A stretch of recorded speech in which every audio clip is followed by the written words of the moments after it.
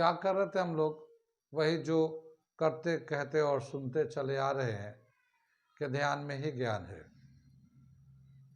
ध्यान में ही ज्ञान है। जो देगा ध्यान उसी को मिलेगा ज्ञान, और जितना देगा ध्यान उतना ही मिलेगा ज्ञान।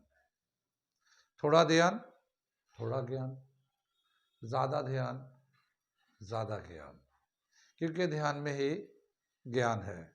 मैं साबिर अली और आप देख रहे हैं ILC से अली क्लासेस, जो अलीगढ़ बेस्ड नीट जेई का रेजिडेंशियल कोचिंग क्लास है। ठीक है, साथ ही AMU जामिया और दूसरे यूनिवर्सिटी के दूसरे एंट्रेंस की भी तैयारी कराते हैं, जैसे 9th 11th diploma engineering, BSc nursing, CET CUET वगैरह वगैरह की तैयारी होती है। तो जो लोग तैयारी करना चाहते हैं वो कांटेक्ट कर सकते हैं। ऑनलाइन ऑफलाइन दोनों ही मोड अवेलेबल है। ऑनलाइन अगर आप घर बैठ के चाहते हैं कि अलीगढ़ के एक्सपीरियंस टीचर से अपने आप को तैयार करें, तो आप ऑनलाइन मोड पे जुड़ सकते हैं। वो लोग जो लोग अलीगढ़ नहीं आ सकते वो तो ऑनलाइन पे जुड़ ही सकते हैं। ठीक है, साथ ही हमारे चैनल को सब्सक्राइब कर ले, क्योंकि हम लोग AMU जामिया दूसरे यूनिवर्सिटी के जो भी इंफॉर्मेशन एडमिशन से रिगार्डेड आते रहते हैं, हम लोग अपडेट करते रहते हैं। बहुत दफ़ा ऐसा होता है कि आपको पता नहीं होता, आप किसी के चैनल को सब्सक्राइब किए हुए नहीं थे, तो आपको पता भी नहीं चलता लास्ट डेट कब निकल गया, कब टेस्ट हो गया, कब फॉर्म आया, कब गया।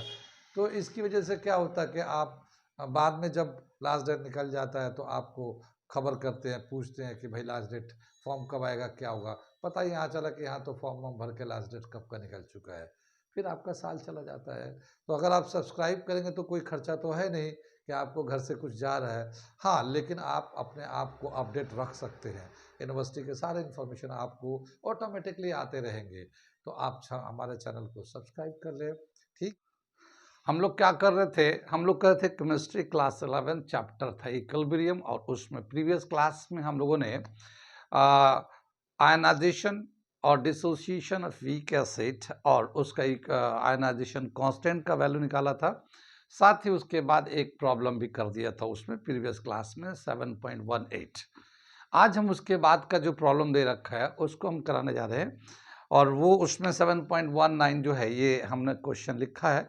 मैं पढ़ता हूँ, समझाता हूँ, फिर करके दिखाता हूँ। वो इसलिए कि जो NCERT में जो प्रॉब्लम दिए हुए हैं अच्छा है, और लेकिन बहुत सारी चीज़ें हैं जो बच्चे अपने से करते हैं तो उनको समझ में नहीं आता। तो बहुत सारी छोटी छोटी बातें हैं, तो उसको अगर हम लोग एक्सप्लेन करते हैं तो बच्चों के लिए बहुत ईजी हो जाता है। तो उसी को हम एक्सप्लेन कर रहे हैं। ठीक, क्या दे रखा है question? The pH of 0.1 molarity monobasic acid is 4.50. Calculate the concentration of species hydrogen ions, anions, and HA at equilibrium. Also determine the value of Ka and pKa of the monobasic acid. बोला कि एक monobasic acid है एक monobasic है, वो acid है, उसका जो pH है वो 4.5 है, और उसका जो कंसंट्रेशन है, सॉल्यूशन का जो इनिशियल कंसंट्रेशन लिया गया है वो 0.1 मोलारिटी है। ठीक, इक्विलिब्रियम के टाइम पे कितना होगा हाइड्रोजन आयन का कंसंट्रेशन, अनाइंस का कंसंट्रेशन, अनडिसोसिएटेड एसिड का कंसंट्रेशन, पीकेए ये इसका, या के का क्या वैल्यू होगा, ये सब निकालने हमें। ठीक है, कितनी बात सुनिए, आगे चले हम लोग। तो सबसे पहले हम लोग देखते हैं कि इस सॉल्यूशन का कंसंट्रेशन कितना है और उसका pH कितना दे रखा है। सॉल्यूशन कर रहे हैं हम लोग, इसका कंसंट्रेशन दे रखा है, इसका HA का कंसंट्रेशन दे रखा है, इनिशियल कंसंट्रेशन वो 0.1, ये इनिशियल कंसंट्रेशन है, ये इनिशियल कंसंट्रेशन, और pH का जो वैल्यू दे रखा है ये 4.5। ठीक है, pH का वैल्यू दे रखा है। pH का जो वैल्यू होता है वो हम लोग कैसे निकालते हैं? pH होता है कंसंट्रेशन ऑफ हाइड्रोजन आयन, या फिर कंसंट्रेशन ऑफ हाइड्रोजन आयन भी कहते हैं। तो यहाँ पे अगर ये एक एसिड है, वीक एसिड है, तो पार्शियली डिसोसिएट होगा, यानी थोड़ा डिसोसिएट होगा, बाकी सब एज इट इज होगा। कितनी बात सुन में, तो थोड़ा जब डिसोसिएट होगा तो उसके हिसाब से बाकी जो अनडिसोसिएट उसको भी निकालना है और जो डिसोसिएट हुआ उसको भी निकालना है। तो क्या दे रखा है, जो पार्शियली डिसोसिएट हो रहा है उसका जो पीएच है 4.5 है। अब हमें हाइड्रोजन आयन का कंसंट्रेशन सबसे पहले हम निकालते हैं, हाइड्रोजन आयन का कंसंट्रेशन कितना है। ठीक, अब क्या दे रखा है इसमें कि ये जो पीएच है 4.5 है। पीएच होता है concentration of hydrogen ion in the solution और hydronium ion in the solution, यानी हाइड्रोजन आयन कितना है या फिर हाइड्रोनियम आयन कितना है। जितना हाइड्रोजन आयन होता है उतना ही हाइड्रोनियम आयन होता है एक्वस में लेते हैं तो। लेकिन यहाँ पे चूंकि सिर्फ एसिड लिया, मोनोबेसिक एसिड लिया है, तो हम लोग हाइड्रोजन आयन से लेके चलेंगे। तो क्या चलेंगे, पीएच का वैल्यू होता है minus log of hydrogen ion concentration और minus log of hydronium ion concentration is equal to 4.5। कितनी बात समझ में? ये इसको तो हमें यहाँ पे एसिड लेंगे तो हाइड्रोजन आयन ले लेते हैं, इसको रहने देते हैं इसको। तो ये minus log of hydrogen ion concentration ले लेते हैं, ये 4.5 है। ठीक, ये माइनस को इधर से उधर शिफ्ट करते हैं तो क्या हो जाएगा, ये हमारा log hydrogen ion concentration is equal to minus 4.5। अब ये जो वैल्यू है ये नेगेटिव वैल्यू है, और अगर हम लोग एंटी लॉग देखने जाते हैं तो एंटी लॉग के लिए कैरेक्टरिस्टिक जो है नेगेटिव चल सकता है, मगर मेंटीसा पॉजिटिव होना चाहिए। क्या मेंटीसा क्या मतलब हुआ, पहले मैं ये दिखाता हूँ। -4.5 को हम लोग कैसे लिख सकते हैं, -4 -0.5, ये हो गया। ये दो पार्ट में ऐसे लिखेंगे। ये जो डेसिमल से पहले होता है इसको तो हम लोग कहते हैं कैरेक्टरिस्टिक।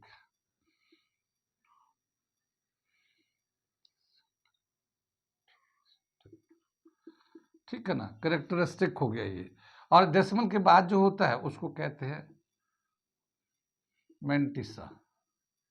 कितनी बात सुनिए, कैरेक्टरिस्टिक जो है नेगेटिव रहता है, एंटीलॉग जब लेते हैं तो नेगेटिव चलता है, नेगेटिव पावर होता है, मगर मेंटिसा नेगेटिव नहीं होता। यानी अगर एंटीलॉग लेने जाएंगे तो mantissa should be always positive. ठीक है, तो मेंटिसा शुड बी पॉजिटिव। ठीक है ना, ये पॉजिटिव होना चाहिए। अब इसको पॉजिटिव करने के लिए, मेंटिसा को पॉजिटिव करने के लिए क्या करेंगे हम लोग, कैरेक्टरिस्टिक में 1 प्लस कर देंगे, -1 प्लस कर देंगे, और मेंटिसा में +1 प्लस कर देंगे। क्या मतलब हुआ कि हम लोग adding -1 in characteristic and +1 in mantissa.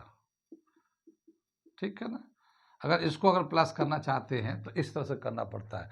तो ये -4 में -1 को प्लस कर देते हैं, और फिर यहाँ पे +1 -0.5 ये होता है। तो यहाँ +1 कर, जैसे ये एक बार हमने -1 +1 ले लिया, इस तरह से ले लिए, -1 +1 ले लिया, तो ये दोनों माइनस का एक साथ ले लिया। अब प्लस में से इसको ये ले लेंगे तो ये हो जाएगा -5, और ये 1 में से 0.5 जाएगा तो +0.5, ये ऐसे लिख सकते हैं।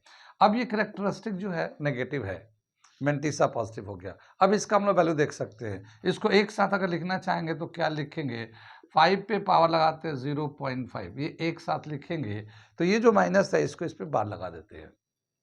ये लिखने का तरीका है। इसका मतलब ये है कि 5 माइनस में है और 0.5 प्लस में है। इसमें क्या था कि 4 भी माइनस में है और डेसिमल के बाद जो वैल्यू है वो भी माइनस में है।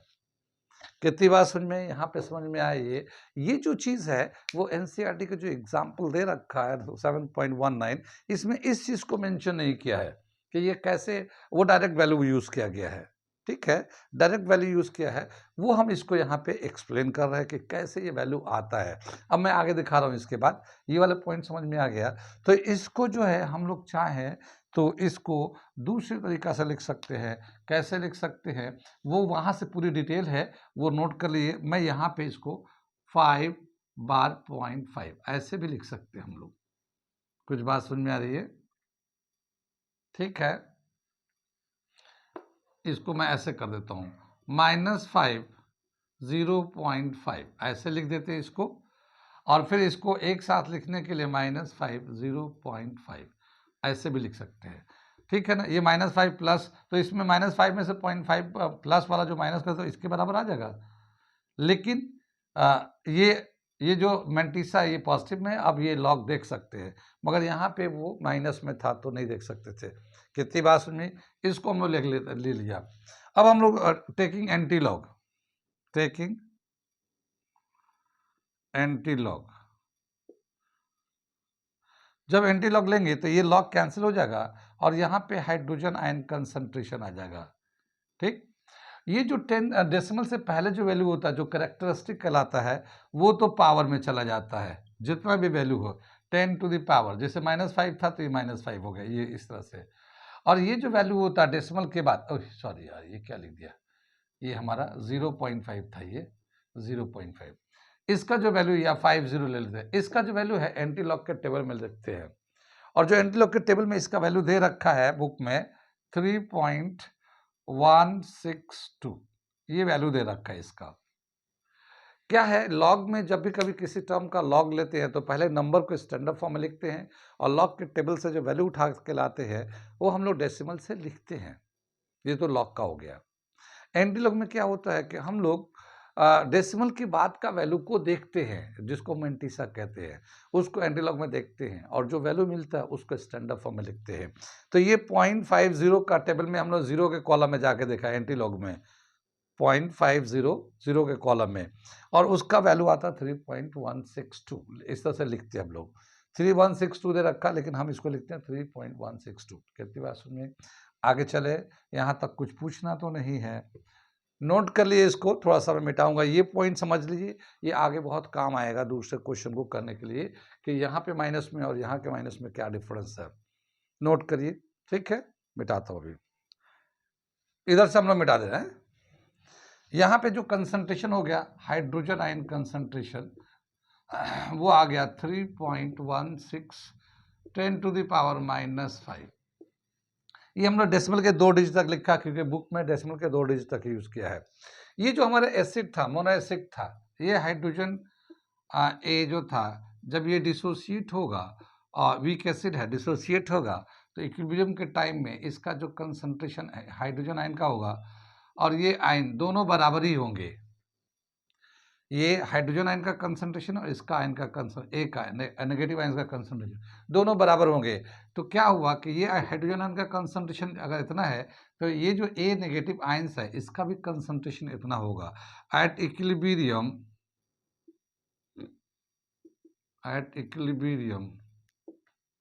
concentration of hydrogen ions is equal to concentration of negative ion is equal to 3.16 10 to the power -5। कितनी बात सुन में, तो ये हमारा इक्विलिब्रियम के टाइम में, ये पूछा ना इक्विलिब्रियम के टाइम में इनका कंसंट्रेशन बताइए, तो इसका हो गया, इसका हो गया। अब ये हाइड्रोजन, ये एसिड का कंसंट्रेशन निकालना चाहते हैं इक्विलिब्रियम के टाइम पे, तो इक्विलिब्रियम के टाइम पे इसका जो कंसंट्रेशन होगा हाइड्रोजन, इसका जो कंसंट्रेशन होगा, ये जो कंसंट्रेशन था C, ठीक है, माइनस डिग्री ऑफ डिसोसिएशन और कंसंट्रेशन ऑफ डिसोसिएटेड आयन, ठीक है, तो इसमें से इसको माइनस कर देते हैं, कितना 3.16 10 टू द पावर -5 को माइनस कर देते हैं, क्योंकि इतने कंसंट्रेशन में ये डिसोसिएट हो गया, इतना डिसोसिएट हो गया, तो माइनस कर दिया। जो माइनस करने के बाद जो बचेगा वो उस वक्त अनडिसोसिएटेड, ये जो है ना अनडिसोसिएटेड है, ये अनडिसोसिएटेड, ठीक है ना, ये वाला है, ठीक है ना। तो ये ओरिजिनल कंसंट्रेशन था, और उसमें से ये जो डिसोसिएट हो गया उसको माइनस कर दिया, तो जो बचेगा वो अनडिसोसिएटेड बचा होगा इक्विलिब्रियम के टाइम पे। इसका जो इनिशियल कंसंट्रेशन था इसका, ये दे रखा हमारा, ये इनिशियल कंसंट्रेशन इतना है 0.1, तो यहाँ पे इसका वैल्यू डालते हैं और देखते हैं क्या आता है इसका, 0.1 -3.16 10 टू द पावर -5। ठीक है, इसको माइनस कर देते हैं। अब क्या बताया कि ये जो एसिड है, ये जो वैल्यू है, इसका जो वैल्यू आ रहा है 10 टू द पावर -5 है, ये 0.1 है। ठीक है, तो जब हम लोग कंपेयर करते हैं तो ये जो डिसोसिएटेड पार्ट है, जो डिसोसिएट हो गया एसिड, कितना एसिड डिसोसिएट हो गया, जितना डिसोसिएट हुआ है वो जो वैल्यू है वो बहुत कम है। देख रहे हैं ना, ये -10 और -5 है और ये 0.1 है।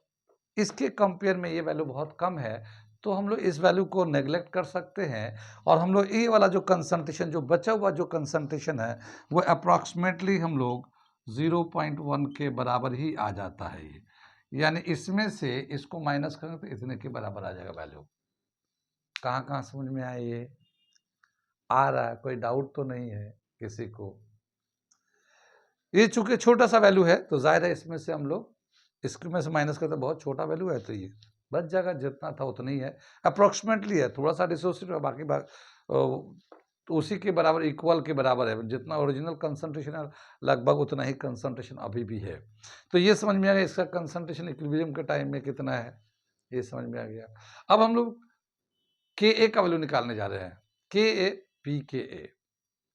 के ए का वैल्यू हम लोग जब भी कभी एसिड को डिसोसिएट होता है, वीक एसिड जब डिसोसिएट करते हैं तो कंसंट्रेशन में बताया था कि के का जो वैल्यू होता है product of concentration of products divided by product of concentration of undissociated reactants, product of concentration of undissociated reactant. अब मैं इसका इक्वेशन लिखता हूँ, ठीक है ना, पहले इसको लिखता हूँ, इधर से मैं मिटा दूँ। क्या दे रखा है ये के ए, जैसे ये हमारा एच ए डिसोसिएट करता हमारा इस तरह से इक्विलिब्रियम के टाइम पे, तो इसका कंसंट्रेशन है, इसका कंसंट्रेशन है। ठीक है, कि ए का वैल्यू निकालेंगे तो concentration of product upon concentration of undissociated reactants, ये आ जाएगा।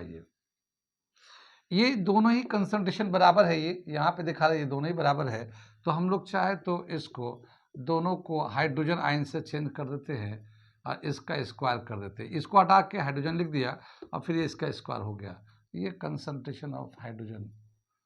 ठीक है ना, यहाँ पे जो वैल्यू दे रखा कंसंट्रेशन ऑफ हाइड्रोजन आयन, ये 3.16 10 टू द पावर -5, और ये जो अनडिसोसिएटेड बचा हुआ जो है उसका जो वैल्यू दे रखा 3.16 10 टू द पावर -5 का होल स्क्वायर कर लेते हैं, ये तो ऊपर में स्क्वायर है ये, और ये जो बचा हुआ है कंसंट्रेशन, ये लगभग 0.1 के बराबर ही है ये। ठीक, अब इसको जब हम लोग स्क्वायर करेंगे 3.16 का जब स्क्वायर करेंगे 9.9856 into 10 to the power -10 upon, अगर हम लोग डेसिमल 1 लिखते हैं तो इसको हम लोग 10 टू द पावर 1 ले लेते हैं -1। ठीक है ना, डेसिमल 1 का 1/10 10/-1 ले लिया, कितनी बात सुनिए, ये जो है 9.9, ठीक है 98 है, तो अब ऑलमोस्ट 10 के बराबर है, ये किसके के बराबर है, 10 के बराबर है। तो हम लोग के ए, ये जो है अप्रोक्सीमेटली 10 ले लेते हैं इसको, ये वाला वैल्यू को, और ये जो नीचे वाला -1 था वो ऊपर आके वो भी 10 हो गया, ये ऊपर जाके 10 हो गया, और ये फिर 10 टू द पावर -10 है। यानी ये हम लोग 9.9856 को हम लोग 10 के आसपास ले लिया, इसको रेसिप्रोकल किया, 10 आ गया, ये आ गया, और ये 10 टू द पावर -8 के बराबर हो जाएगा ये। तो कि एक का जो वैल्यू हो गया 10 टू द पावर -8, ये हमारा अगला वैल्यू निकल के आ गया, ये वैल्यू निकल के आ गया। ये कितनी बात समझ में, यहाँ तक समझ में आया? आ रहा समझ में कुछ? आगे चले।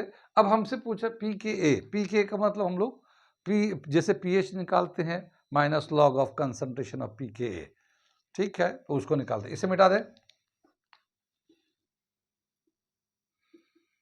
पी के ए जो होता है माइनस लॉग ऑफ के ए, इसको बोलते हैं हम लोग माइनस लॉग ऑफ के ए, माइनस लॉग, और के ए का जो वैल्यू है 10 टू द पावर -8 है। ठीक है, ये 10 टू लॉग लेते हैं तो ये जो पावर है पहले आ जाता है और log ये बेस 10 आ जाता है। बेस 10 तो था ही था, तो इसका वैल्यू कितना होता है 1 आ जाता है, तो माइनस माइनस प्लस 8 pKa, इसका वैल्यू हो गया 8। यानी जितना हम लोग pH जैसे निकालते हैं, जितना पावर होता है माइनस में वो प्लस में यहाँ पे आता है pKa। ठीक है, कितनी बात समझ में आई?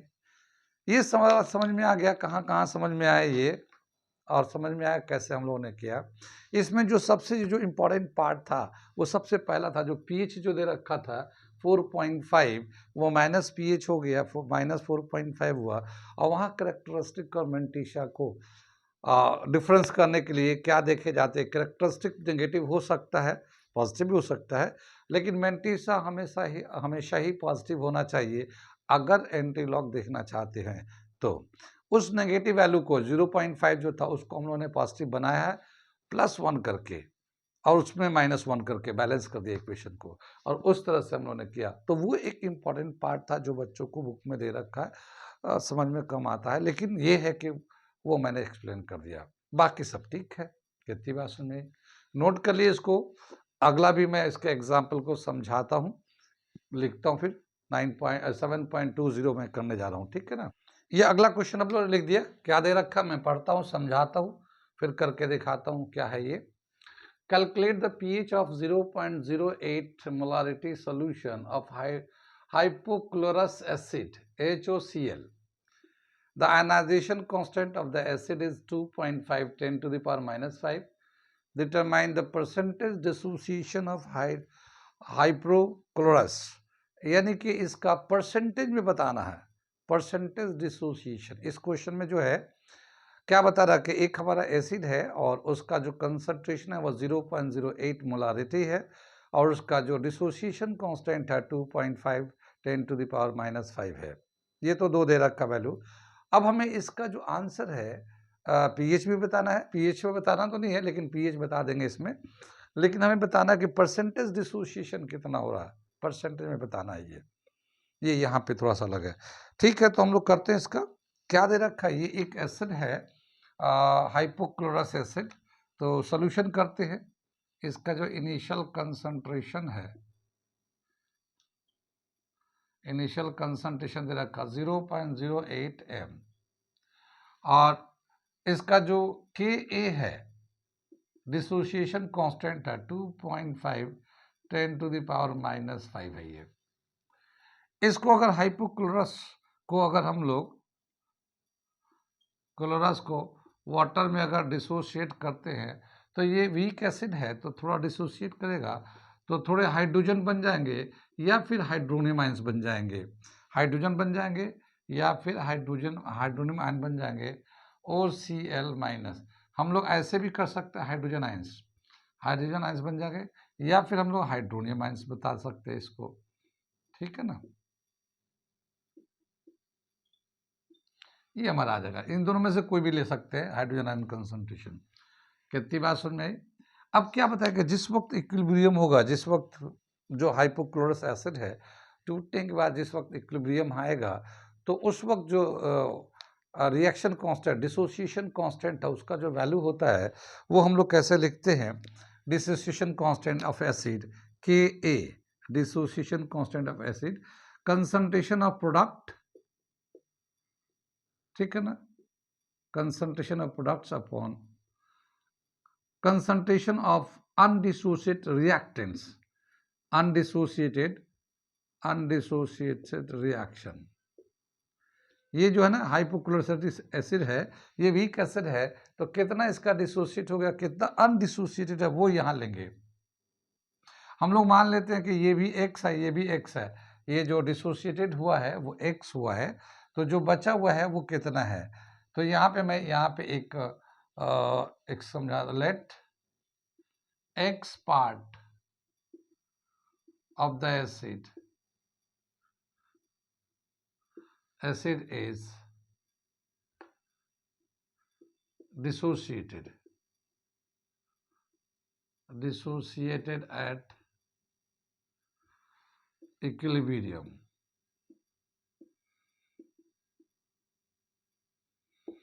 इक्विलिब्रियम के टाइम में एक्स पार्ट मान लिया, तो इसको दोनों ही सेम सेम कंसंट्रेशन होंगे, तो ये तो x होगा, ये भी x होगा, और ये 0.08 माइनस एक्स हो जाएगा ये।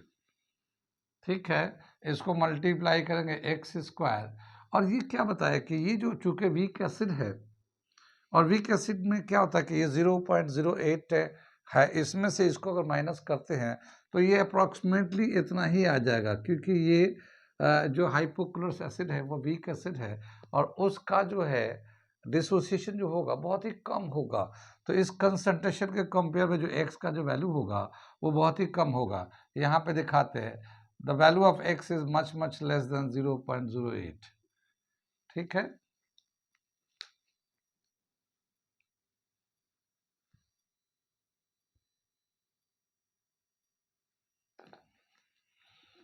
ठीक है ना।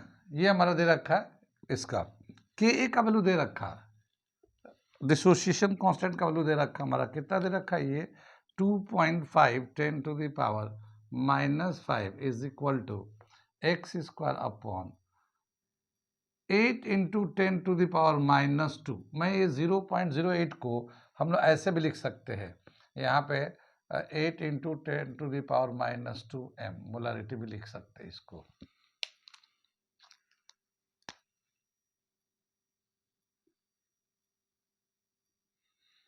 ये इसको हम लोग ऐसे भी लिख सकते हैं, तो मैंने इस तरह से लिख दिया। अब x का वैल्यू निकालते हैं, तो x square is equal to 2.5 10 to the power -5 into 8 into 10 to the power -2। कितनी बात समझ में आई? इसको जब हम मल्टीप्लाई करेंगे 25 को और 2.5 को 8 से, तो ये 20 आ जाएगा। कितना आ जाएगा? ये 20 आ जाएगा। 20 इंटू 10 टू द पावर -7, और ये 2 इंटू 10 टू द पावर -6 आ जाएगा। ये वैल्यू आ जाएगा एक्स स्क्वायर का वैल्यू। कितनी बात समझ में आई? नोट करिए इसे, आ रहा समझ में? ये हमारा एक्स स्क्वायर का वैल्यू आ गया 2 इंटू 10 टू द पावर -6। यहाँ पे लेके चलते हैं, यहाँ लिखते हैं हम लोग x square is equal to 2 into 10 to the power -6। X is equal to root ले लेते हैं 2 into 10 to the power -6। X is equal to √2 into 10 to the power -3, क्योंकि रूट जब लेते हैं तो जितना पावर पहले होता है उसका आधा पावर हो जाता है। और ये जो √2 है, √2 का वैल्यू तो जानते हैं 1.41 10 टू द पावर -3, यानी ये जो x है इसकी वैल्यू ये आ गए। तो इक्विलिब्रियम के टाइम पे इनका जो कंसंट्रेशन होगा, किसका? हाइड्रोजन आयन का कंसंट्रेशन एट इक्विलिब्रियम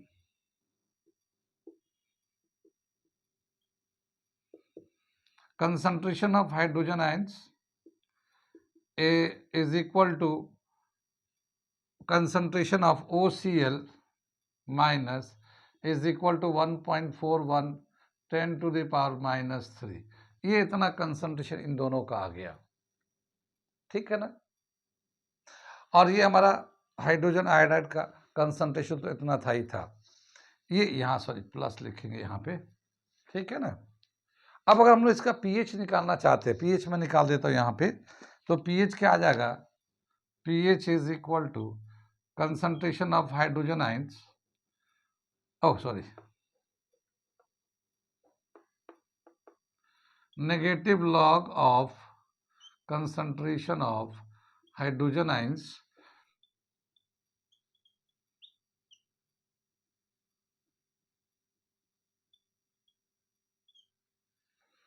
यहाँ पे हम लोग डाल दिया वैल्यू, हाइड्रोजन आयन का कंसंट्रेशन यहाँ से डाल दिया हम लोगों ने। इधर से मैं थोड़ा सा मिटा दूं, इधर से मिटाता हूँ फिर आगे लेके चलता हूँ मैं।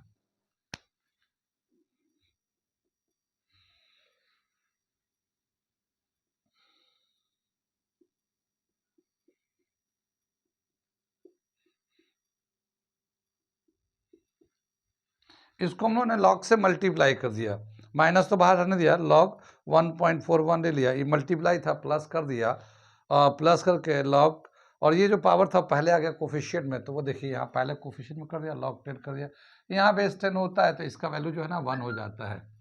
ठीक है, तो P H is equal to इस log 1.41 यानी कि लाइन नंबर 14 कॉलम नंबर 1 में देखते हैं तो इसका जो वैल्यू दे रखा हमारा वो दे रखा है 1.1492 ये वैल्यू दे रखा हमारा इसका लाइन नंबर 14 कॉलम नंबर 1 में, और ये -3 आ जाएगा हमारा यहाँ से, ये 1 था तो ये 3 आ गया इसका, इस माइनस से मल्टीप्लाई कर देंगे तो ये आ जाएगा हमारा -0.1492 + 3।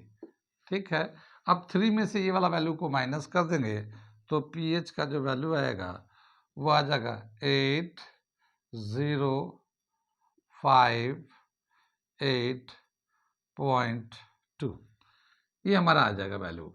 कितनी बात सुन में ये pH का 2.8508।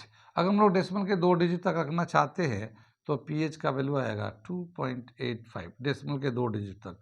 तो ये एक हमारा आंसर pH का वैल्यू भी दे रखा उसमें यहाँ पे। कितनी बात समझ में आई है?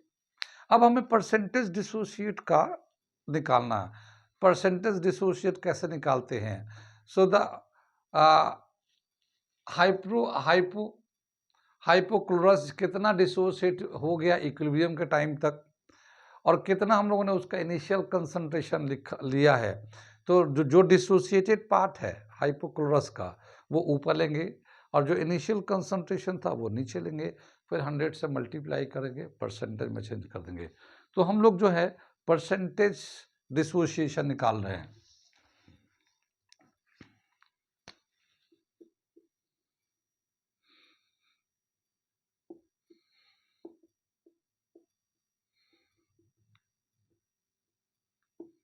परसेंटेज डिसोसिएशन तो HOCl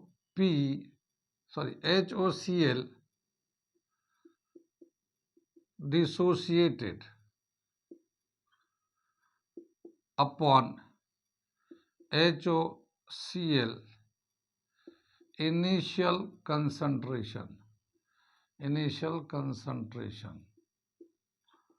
ठीक है ना, into 100%, ये साइन लगा दिया। ये हम लोग परसेंटेज का ये इसमें ये इस वाला क्वेश्चन में परसेंटेज से पूछा है तो हम लोग परसेंट कितना इक्विलिब्रियम के टाइम पे एट इक्विलिब्रियम